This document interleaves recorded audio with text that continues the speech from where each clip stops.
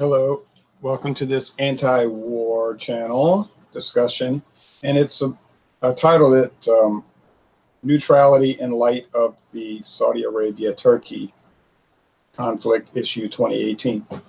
You may know from watching the news that there was an incident with Jamal Khashoggi, a reporter and a critic of the Saudi Arabian government, the Saudi royal family. And that's why they call it Saudi Arabia, because the Saudi family conquered that part of Arabia, set up Saudi Arabia. Okay, there's other Arab Arabian Peninsula states. Yemen, used to be Yemen and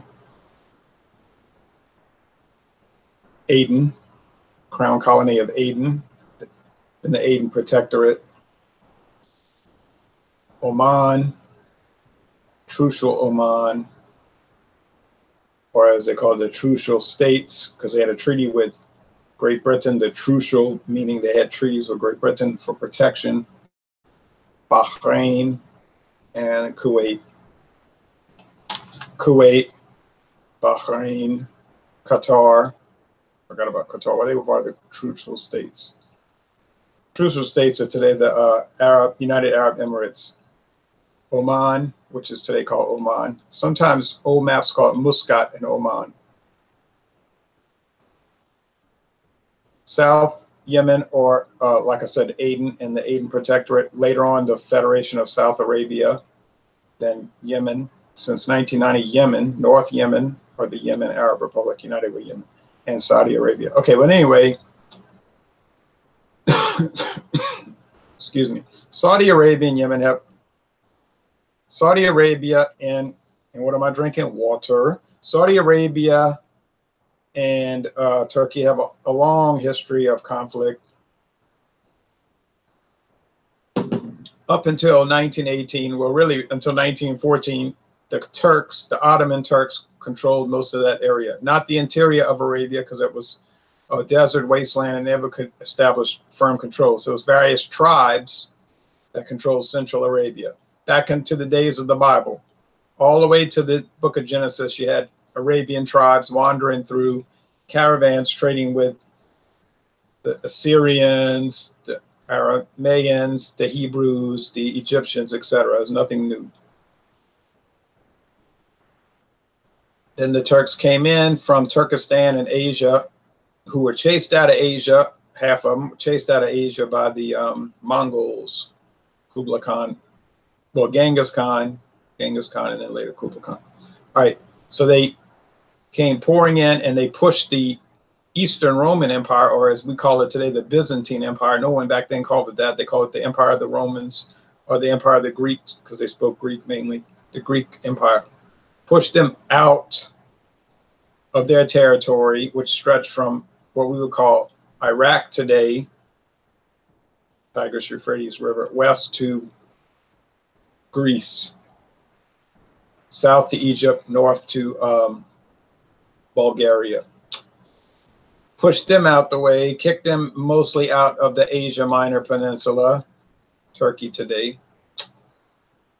And then the Ottomans, who were set up under the,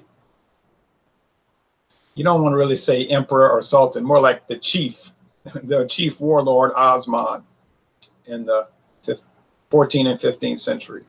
So the Ottoman Turks, with their capital in Constantinople, or as the Turks called it, because they couldn't pronounce it right, or they didn't understand what it meant, they called it Istanbul. They would hear the Greeks say, "I'm going to the city," going to the polis. And the Turks thought they were saying, "I'm going to the city." Well, I mean, they heard him say, "I'm going to the city," but they thought the name of the city was going to the city. In other words, they didn't understand Greek. So when they would hear going to the city, they interpret it as Istanbul. So they thought the name of the city was Istanbul. All right, well, anyway, so they set up their capital there after they took over, and they finally destroyed the Eastern Empire in 1453.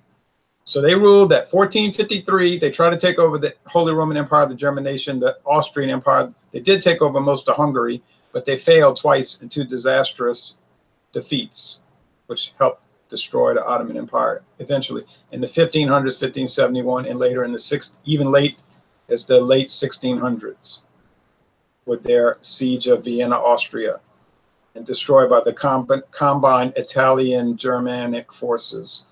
Anyway, so there's the Ottoman Empire. We're not going to go into the whole history of it. Controlling everything down from the Trucial states and down to North Yemen and up to Turkey and Macedonia, Bulgaria. All right. They made a disastrous decision to join World War I on the side of Germany.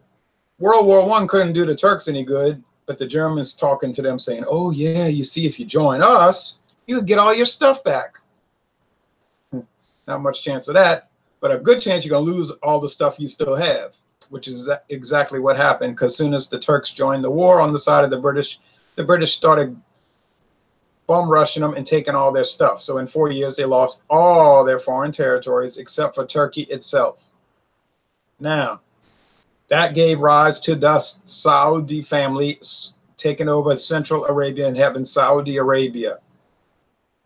Still, no one cared, a two-bit country, third-rate country there in their mind until they discovered oil. Oh, petroleum. Well, you know, it's the Industrial Revolution, the second Industrial Revolution.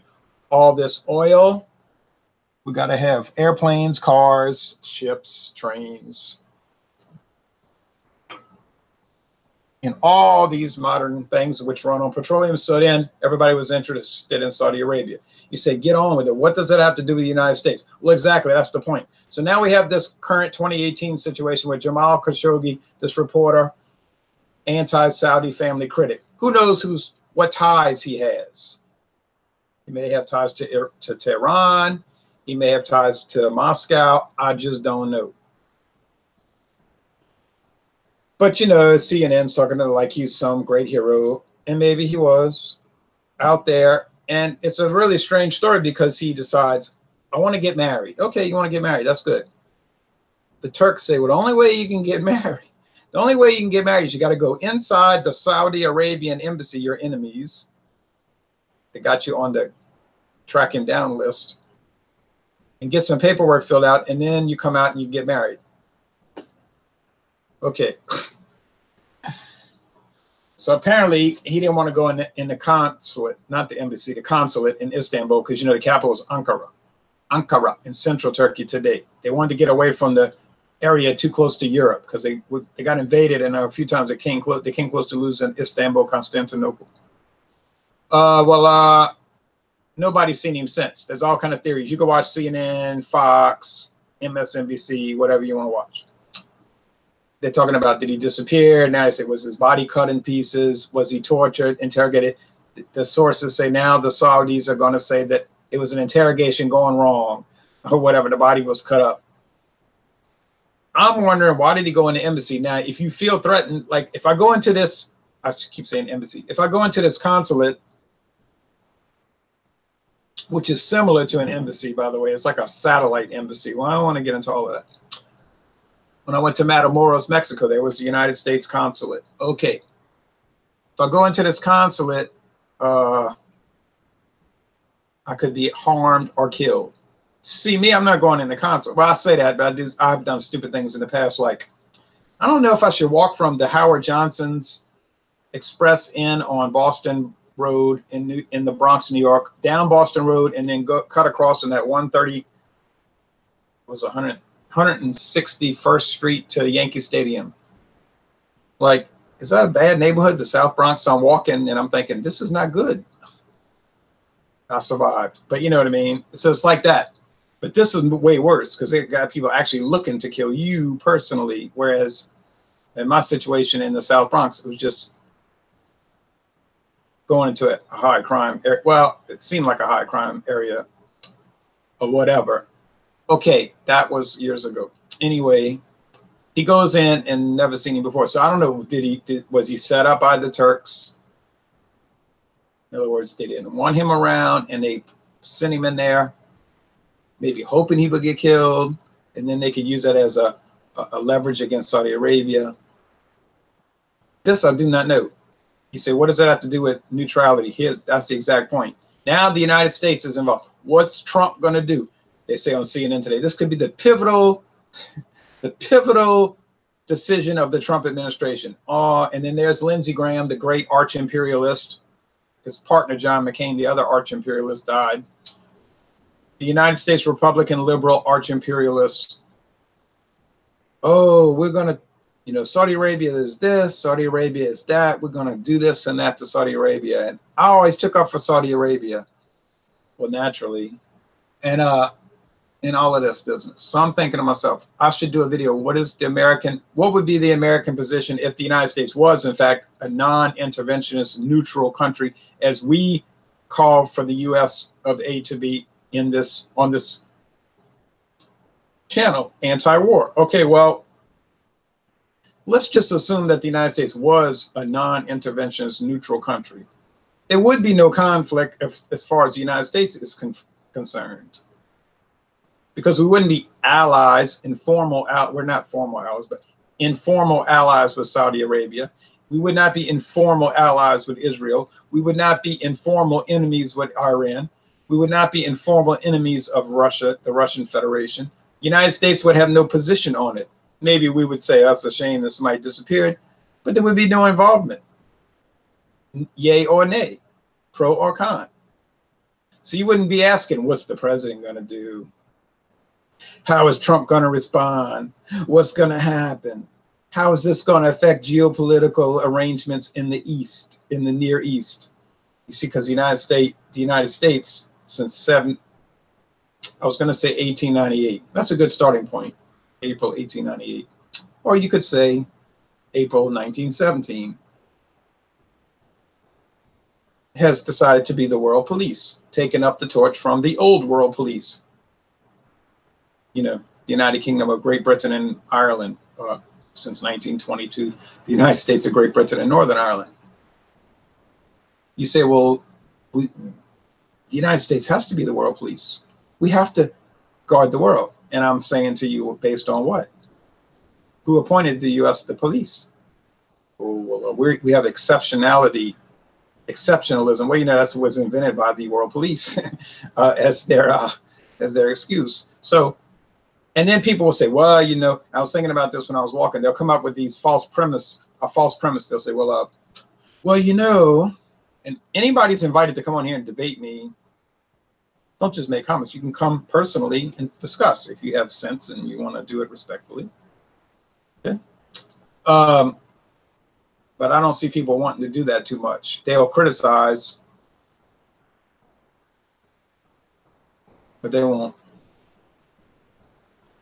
And I'm not saying you're obligated to come on air and discuss. Maybe you don't know enough about it. I can understand that. But they'll come up with a false premise like, well, you know, if the United States had not gotten involved in this conflict, and they'll pick some point in history, you know, I'm going to stand up. I'm kind of tired of sitting. When I work all day, then I'm not tired of sitting. Like if I work all Monday or all Tuesday or all Wednesday and I'm been on my feet for 8 hours, then I'm not tired of sitting. But on a day like today, I am. All right. Look at all those posters, right? Look at that 1994 Mustang. Huh. All right. Anyway, that was the 30th anniversary.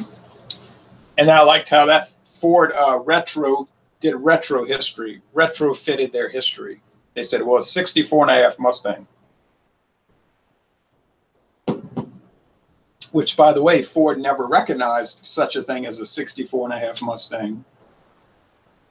It was just a 65 Mustang early introduction.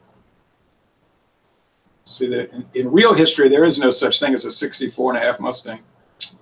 People, it's a popular term. People say it, but in reality, it doesn't exist. But then Ford decided to go with the popular perception and say, Mustang 64.5, Mustang 94. Okay, but it really wasn't. If you look in the Mustang White Book and old Ford ordering guides, like when you order the car, you know, if you ordered you can do that today. No one does it. Well, I guess some people do it, but practically no one does. You can go to a dealership and say, I want to order a car, and they'll make it for you.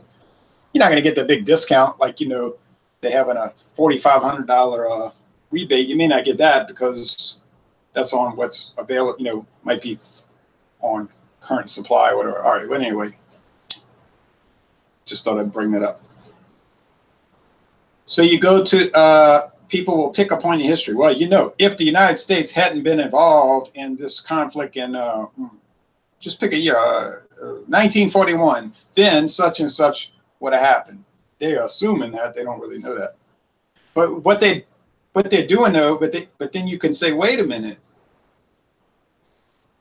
The situation you're talking about in 1941 would not have even existed if the United States hadn't gotten involved in an earlier conflict in 1917. See, so you can always trace it back earlier. They're talking about the reaction, but you could bring up the action that caused the reaction. See, people don't think those ways. They just pick an arbitrary point in history. This is how they argue against. This is how people argue against neutrality and non-intervention. They pick an arbitrary point in history, and they'll say, well, if the United States hadn't been involved, then all these supposed things would have happened. But they say it definitively it would have happened, but they don't really know because it didn't happen, so they don't know that.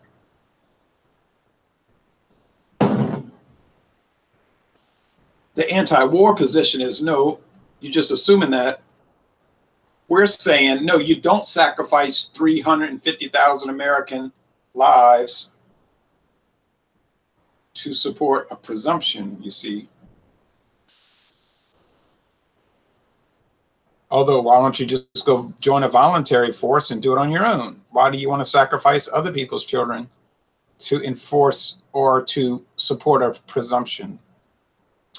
So that's what we're saying in the anti-war. So if we take an imperialist viewpoint, in other words, the ideology of every president since Roosevelt, okay, Roosevelt, Truman, Eisenhower, Kennedy, Johnson, Nixon.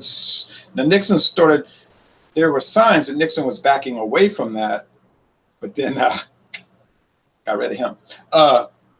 Maybe Kennedy too, but so then, but I don't know about that. That's a little shakier presumption. Ford, Nixon, and Ford, because Ford's really the end of Nixon. He finished out his term, not his own presidency, really, if you want to. He was an interim president, a fill-in, like when a coach gets fired and they hired this guy to fill in to the end of the term. That's really what that was. Carter, Reagan, Bush 1, Clinton, Bush 2, Obama, and now Trump. You say, well, Trump's different. He's a different president. Well, that remains to be seen because when he was running for president, he got support from me because he was talking like he was anti-war, non-interventionist, perhaps. Since he's become president, we see more and more that he's surrounding himself with neoconservative advisors. You know, the Trotskyite variant of international communism. So you have to say, well, wait a minute. If he's an I'm going to adjust the camera back because I'm tired of standing now. If he's an anti-war, non-interventionist, why is he surrounding himself with neoconservative, Trotskyite, imperialist interventions? I don't know. Either he doesn't know much about history, government, politics, which is a strong possibility,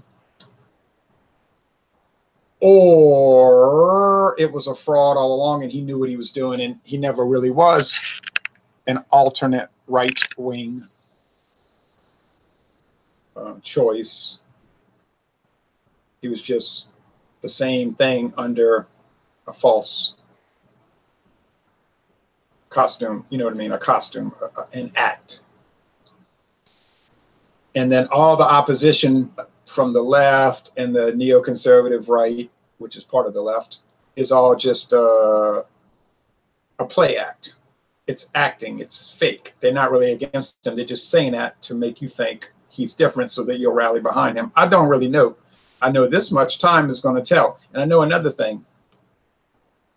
You call it as you see it. You don't call it as you wish it to be. And this is the problem I've run into in the past. So that's the, before I get into that, that's it. if the United States was anti-war, non-interventionist, anti-imperialist, neutral, and adopted a neutral position of position of neutrality, there would be no issue with this Jamal Khashoggi incident, because the United States would have no pro or con with Turkey or Saudi Arabia. We would just trade with them, be friends with them as with every other country in the world. And there wouldn't be all these geopolitical considerations, you see. We wouldn't be giving money to other countries. No money to any country. No money. Giving no money to any country. Do you hear what I'm saying to you? You say, oh, I get it. You're against Israel. You don't want the United States to give any money to Israel. It is true that I don't want the United States to give a single penny to Israel. But it would be unfair to say, well, you're an anti-such and such because of that. Because I don't want the United States to give money to any other country. So that if I'm an anti-such and such with Israel, then I'm an anti-Uruguayan, I'm anti-Costa Rican, I'm anti-Taiwanese, I'm anti-Russian. See, so that's a point that's used against people. If they say, well, you shouldn't fund Israel, they say, oh, that's a dog whistle. You're an anti-such and such, blah, blah, blah, blah, blah. And people are scared, to be tagged these things, so they'll shy away from it. But if you use logic and intelligence and you're not afraid of the truth, you say, no, what are you talking about? You're wrong. See, you can challenge people. You're wrong. You're wrong. But what I said earlier was that you call them as you see them, not as you wish it to be. Let's go back to Reagan. And I'll say the same for Trump. Go back to Reagan. Remember Reagan? Do you remember the President Nixon? That's David Bowie's song. Do you remember Ronald Reagan? Well, in 1980, he was supposed to be the conservative alternative, the great conservative alternative, the great white hope, so to speak. But some people on the old right, not the neoconservative right, the old right, the traditional Democrats, and you could call it that, the Thomas Jefferson, Grover Cleveland viewpoint, kind of a mindset. I could go into that in more detail if people need explanation. They were pointing out things in 1980 saying, wait a minute, Reagan, he's really not that conservative. If you look at his track record as governor of California for 8 years, it really isn't too... He's kind of liberal, and he actually was. He was a liberal Democrat in the 1940s. He never turned against his liberal New Deal, fair deal ideology. He just felt like the New Deal Democrats had been co-opted by communist elements. So I have said this for years. Reagan was a conservative liberal. Was not conservative in any way.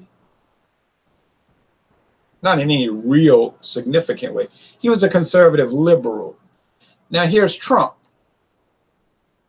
You see, because Reagan balanced the budget 0 times while he was president. He never vetoed an unbalanced budget. So he talked about we need balanced budgets and reduce spending. He never reduced spending at all while he was president. Spending actually increased. The national debt skyrocketed while Reagan was president. I mean, they lowered taxes here and there, and people fed into that. I'm talking about the Republicans fed into that and say, oh, yeah.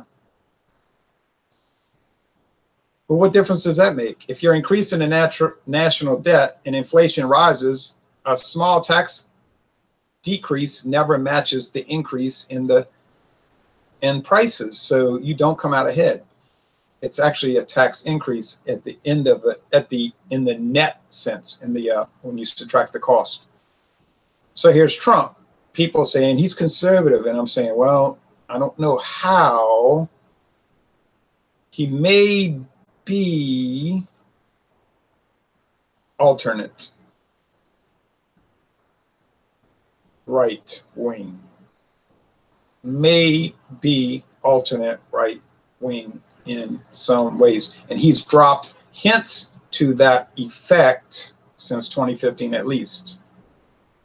He's made many oblique statements, or if you want to call it a dog whistle. He has made these statements. I've picked up on them and I've noted them and I've said, okay, we're mid-range, we're midway through the first administration, well, not even midway. So we have to say, okay, well, is it really a new day, and is it a different guy? And is the hatred against him really coming from the establishment who fears him? Or is it a sham? We don't know.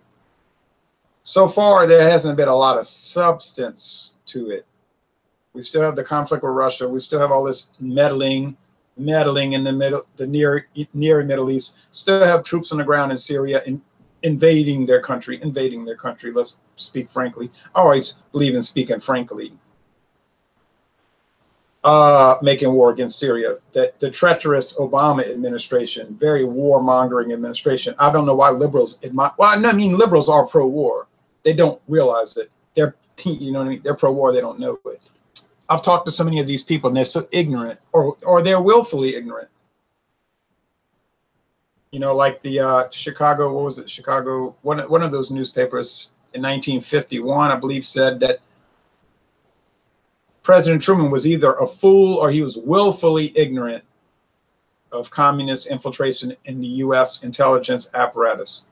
So there's only two answers. Either he was a fool, there's a strong possibility of that, or he was willfully ignorant of that.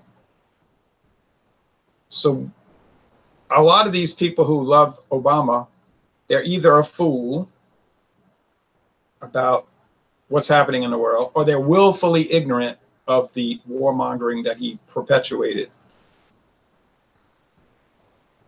And I've talked to many of these people, and I'm thinking they're a fool. Because if you pin them down, I'll say, why do you love Obama so much? Well, he did a lot of things to help the country. I say, like what? Oh, well, you know, and they don't give any specific answers. It's like, what specifically did he do? Because I can tell you all about Libya, Egypt, Syria, aggression against Iran, aggression against Russia. I can tell you about these things, not to mention the domestic socialist things. They won't discuss it. But they can't discuss it. I don't think they can discuss it because they don't know anything. Now we go to the Republicans. Trump. We don't know. We suspect. We don't know. But time will tell. That's what I'm saying. But time will definitely tell. Let's say he gets reelected. Okay, so he's president for 8 years and he stays alive because he's kind of old, you know. He's one of the fattest presidents ever. And I'm not using that as a criticism. I don't care if somebody's fat. I don't care if somebody's ugly. My grandmother one time said, I don't like that politician because he speaks with a high voice. He's too effeminate. I said, that's why women shouldn't vote. I mean, I just said that, you know, off the cuff. I told her that. I said, because you picking people based on their personal characteristics is totally unrelated to policy.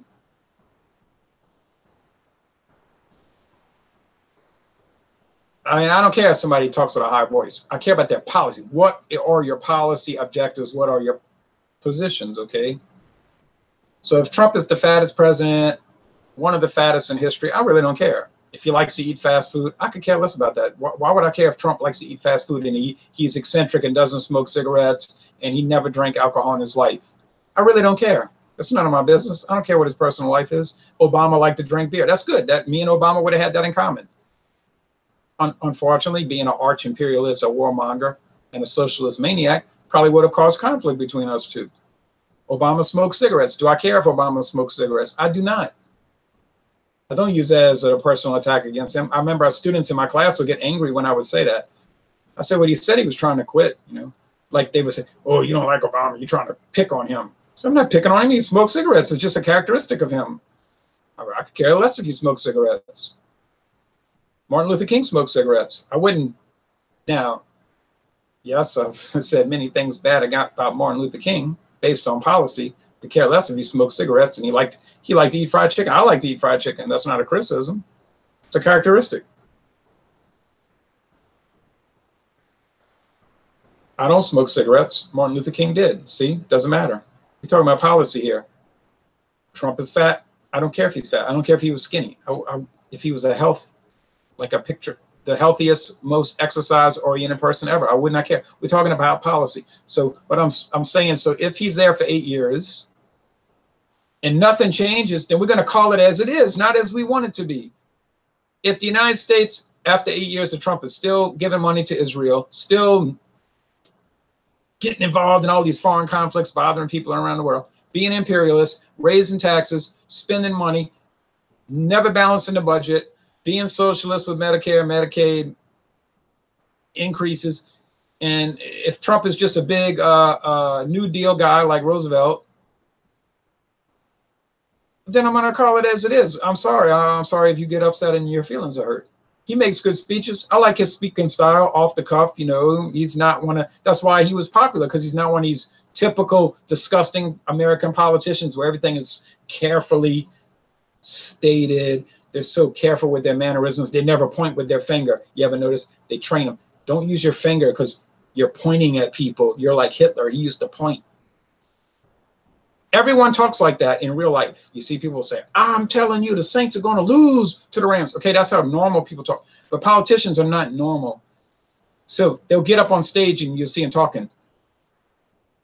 We got to do these things. I believe in America. I was like, who in the world talks with their index finger pointed like that triangle? We got to do these things. We got to do these things. And they unscrew the water bottle like Marco Rubio. Stare at the camera, you know, lose eye contact. No normal people act like that. Well, that's why Trump was popular, because he came across like a regular person, like his speeches were unscripted. And he don't mind if he points his finger and he says crazy things, you know, and off the cuff, loud things. Those are good attributes. I hear people talking like that every day at work, in public. You know, I remember when the tapes came out in 2011, you know, with him making his obviously comments which were obviously not meant to be taken seriously, okay? In that van, that trailer, wherever he was in, with that producer, reporter, or whatever guy. He sat on that recording for 11 years, and they were never going to use the recording. But when they started getting scared that he might win, remember, in October 2016, that's how the liberals do. They sit on stuff, and then if they need it, then they'll play their trump card, so to speak. Like, this past month, they dragged some lady out of 1982. Well, maybe it was 82. And say, oh, yeah, this judge did this to you. We were sitting on that for months, but we couldn't sabotage his nomination, so we brought this out at the last minute. But then people are not falling for that anymore. People are saying, oh, you know, we're fighting back now. You bringing up stuff nobody even cares about, with your false virtue signaling, you know, stuff that you don't even care about. You know, you didn't care about it in 1996, 97, 98. So nobody's falling for that anymore, you see. But I remember when they brought that up against Trump in October of 2011, they were coming on the news, CBS. This is obviously the end of the Trump campaign. His campaign will be destroyed from this point forward. And they were all on there. They were so gleeful, you know, on CBS. There is no way the Trump campaign can survive this salacious story about grabbing women's body parts. We are so offended. And I was thinking to myself, are you kidding me? But then the opposite happened. Remember, his popularity increased after that. And his response was not like these false Republicans. They get on there talking about, forgive me, I'm so sorry. I respect women. But they're not sorry. They sorry they got caught. You know, like that guy down in Mississippi, Trent, whatever his name was. He's so unimportant. I can't even remember. Trent Lott. I'm so sorry. He faded away like the wind. He deserved it. But Trump just said, oh, well, I shouldn't have said that. I didn't mean it. Anyway, I was just kidding around. And I was telling everybody, that's how people talk. I'm not endorsing it. We're not excusing it. I go to work every day. This is the kind of stupid things people say. No one takes them seriously. They're talking about what they did with this woman and what they're going to do. No one takes them seriously. They know they weren't with these women. It's a joke. It's, like he said, locker room talk. The Democrats who went against Trump didn't take it seriously. They were using it as a weapon. That's how they talk. It's unfortunate. People should not talk that way. People should not speak in a salacious manner. I understand. People should be dignified. People should respect other sexes and everything. Guess what? I don't know where you've been. That's how people talk. No one takes them seriously. They laugh it off. They don't even think about it. They don't make a recording. They don't care. It's frivolous. What do you call it? Frivolous speech. And that was what that was their weapon against Trump. And I thought to myself, if this is going to make him lose, they're not dealing with a regular politician. He's not going to come on there crying and talking about, I'm so sorry. He's going to laugh it off. And his popularity increased because people were saying to themselves, that's the way I talk. And then people asked me, can you believe he said those things? I said, I know. It's like me. I say things all the time that I regret.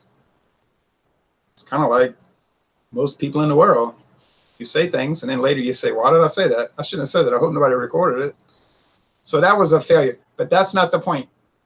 That's just setting up that's why he's likable. Because he's not a regular person, okay? He's very strange and eccentric. But maybe that's regular. Maybe a lot of people are strange and eccentric, right? But he just doesn't care. He's like Nicky in the movie Casino. Remember what Robert De Niro said? Nicky didn't care. He just didn't care. Like they're telling Nicky, you're going to get in trouble with the FBI. They're watching you. But he didn't care. He just didn't care. And that's how Trump is. Apparently he just doesn't care, which is the best kind of president to have. One that doesn't care if they get the job. I mean, they want to get it. They want to get reelected, but they just don't care.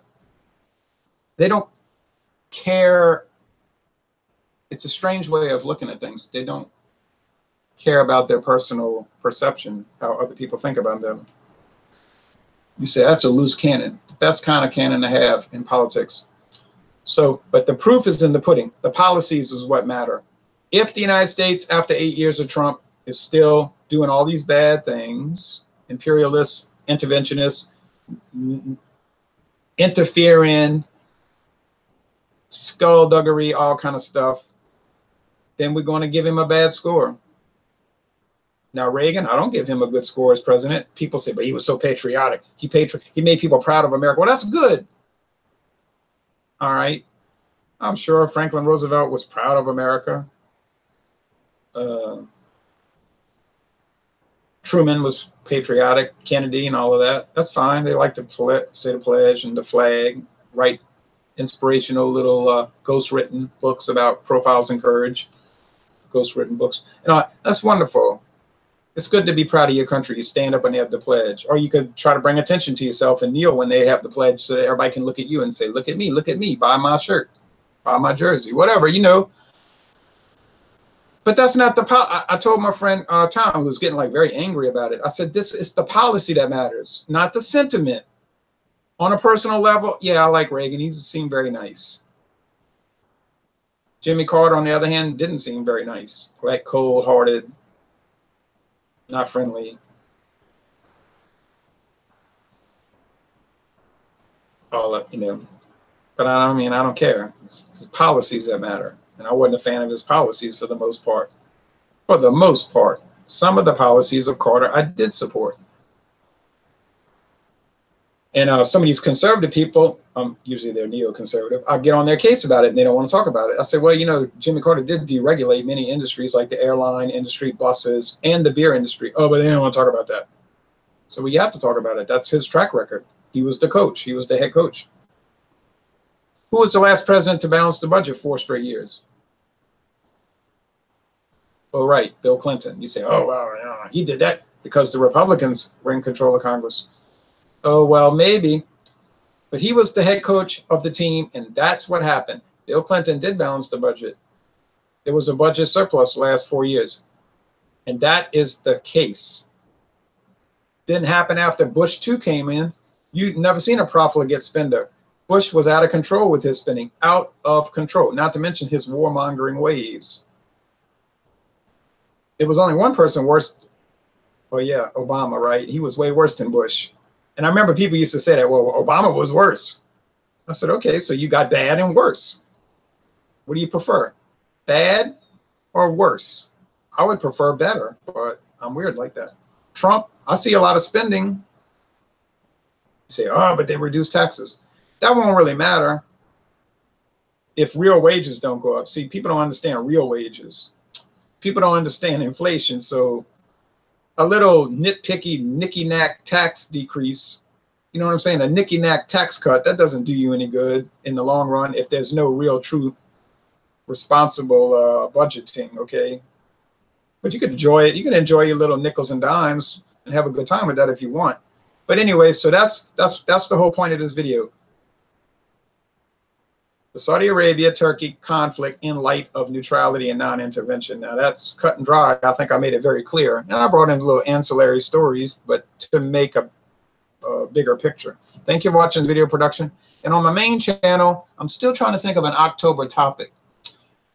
Oh no, I won't just do a topic just to be doing one, like history, politics, government. I got to think of something worth talking about. Oh well, I'll think of it. And then if I don't, I just won't do the video. Thanks for watching the video production.